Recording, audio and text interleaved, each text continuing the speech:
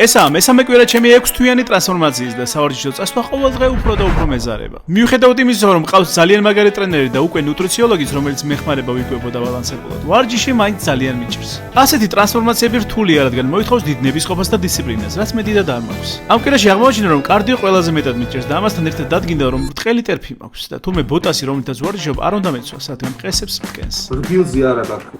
ეს ხო ამორტიზაციას აპირებს, ის არ გიკეთებს ამორტიზაციას. ამდენად კივილების და ნელი პროგრესის ფონზე კი ძალიან მეზარება ხოლმე დილაობით სავარჯიშო წასვლა. დღეს ხარ გამაზა.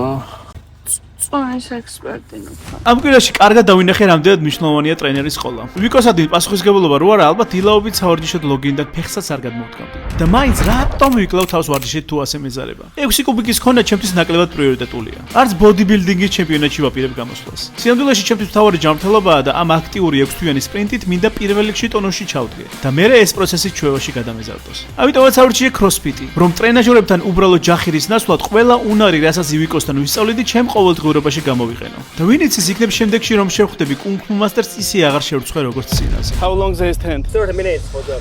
Really? Yeah, wait. მომდევნო კვირას ერთი თვე სრულდება, რაც ვარჯიში დავიწყე და ვაპირებ ისევ გავიკეთო ინბოდი ტესტი, რომ გავიგო ჩემი 37 კილოიანი ფუმფულა მუცელი რამდენად დაპატარავდა. თუ 6 თვეში ვერ მოახერხებ, რომ 7 პროცესზე ჩამოვიყვანო, მომიწევს იუთუბერობას დავემშვიდობო.